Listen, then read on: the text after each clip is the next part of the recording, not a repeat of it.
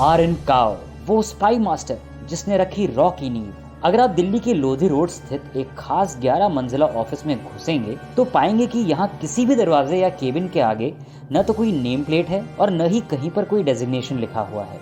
इस ऑर्गेनाइजेशन में काम करने वाले लोगों को छोड़कर कोई भी बाहरी व्यक्ति इस बिल्डिंग में नहीं घुस सकता है। ये बिल्डिंग भारत की एक्सटर्नल इंटेलिजेंस एजेंसी रॉ यानी रिसर्च एंड एनालिसिस विंग का ऑफिस है। इसके 11वीं मंजिल पर रॉ के चीफ बैठते हैं, जहां तक पहुंचने के लिए एक स्पेशल लिफ्ट भी है जो बीच के किसी भी फ्लोर पर नहीं रुकती। 1968 में जब आरएन काओ भारत के एक्सटर्नल खुफिया विभाग की नींव रख रहे थे तो उनका पहला नियम ये था कि रॉ में कम से कम चीजें रिटन होंगी और ज्यादा से ज्यादा चीजें मुंह जुबानी याद रखी जाएंगी। गोपनीय मीटिंग्स में कागज, कलम और बोर्ड आदि को तो आप भूल ही जाइए। भारत के पहले 3 प्रधानमंत्रियों पंडित जवाहरलाल नेहरू, लाल बहादुर शास्त्री और इंदिरा गांधी के कार्यकाल में देश की खुफिया विभाग को संभालने वाले आरएन काओ को स्पाई मास्टर कहा जाता है। आरएन काओ ने कैसे खड़ी की रॉ जैसी इंटेलिजेंस एजेंसी, चलिए आपको देते हैं ये ज्ञानकारी।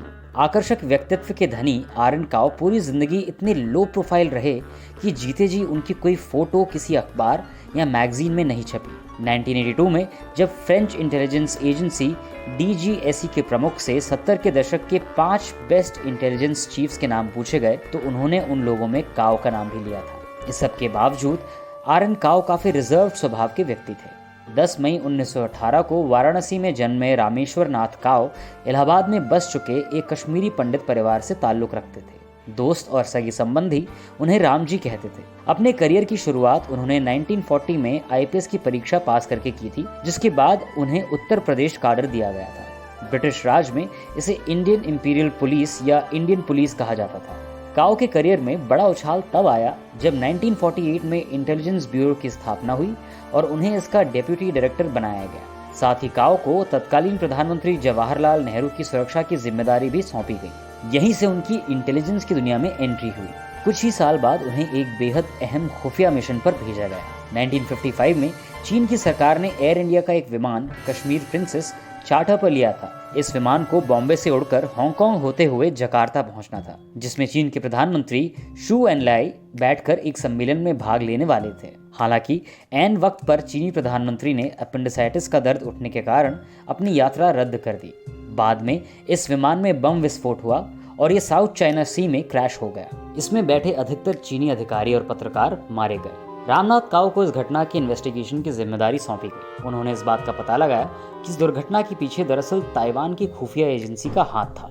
1962 में आरएन काओ ने एआरसी एविएशन रिसर्च सेंटर की स्थापना की ताकि आसमान से भी खुफिया जानकारियां जुटाई जा सके। आरएन काओ ने सीआईए के साथ भी भारत के रिश्ते सुधारने की कोशिश की, जिसका नतीजा ये निकला कि अमेरिका ने एआरसी सेटअप करने में भारत की मदद की। काओ 1966 तक एआरसी के हेड थे। उस वक्त एआरसी इंटेलिजेंस ब्यूरो का एक एक्सटेंशन था, लेकिन अब रॉ के अंदर काम करता है। आरएन काओ आईबी के एक्सटर्नल इंटेलिजेंस डिपार्टमेंट के भी हेड थे।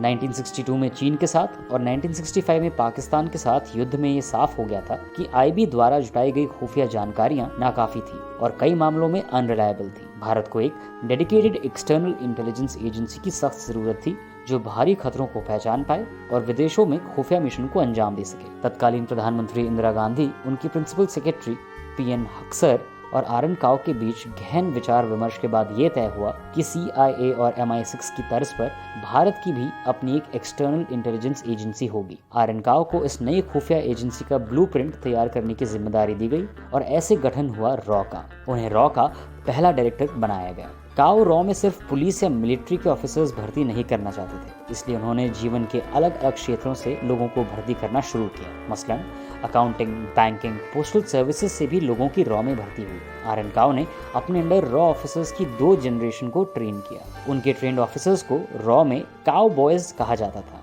रॉ ने 1971 के भारत पाकिस्तान युद्ध में अपनी उपयोगिता साबित की। काओ का खुफिया तंत्र इतना मजबूत था कि रॉ को ये तक पता था कि पाकिस्तान किस दिन भारत पर हमला करेगा। काओ और उनके साथियों की देखरेख में 1 लाख से ज्यादा बांग्लादेश के मुक्ति वाहिनी सैनिकों को भारत में प्रशिक्षण दिया गया था। सिक्किम के भारत में विलय में भी रामेश्वर काओ की एक बड़ी भूमिका रही। इस अत्यंत गुप्त मिशन को उन्होंने सिर्फ 4 अफसरों के साथ मिलकर पूरा किया।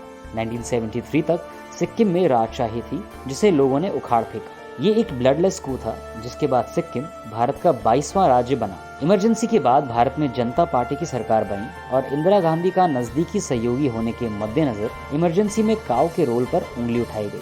इसके चलते 1977 में उन्होंने रॉ चीफ के पद से रिजाइन कर दिया। हालांकि 1980s में उन्होंने इंदिरा गांधी और राजीव गांधी के सुरक्षा सलाहकार के रूप में काम किया। काव ने भारत के एलीट काउंटर टेररिज्म यूनिट और नेशनल सिक्योरिटी गार्ड (NSG) की भी स्थापना की थी। रिटायरमेंट के बाद वो सार्वजनिक जीवन से लगभग ओझल हो गए थे। उन्होंने शायद ही कोई इंटरव्यू दिया।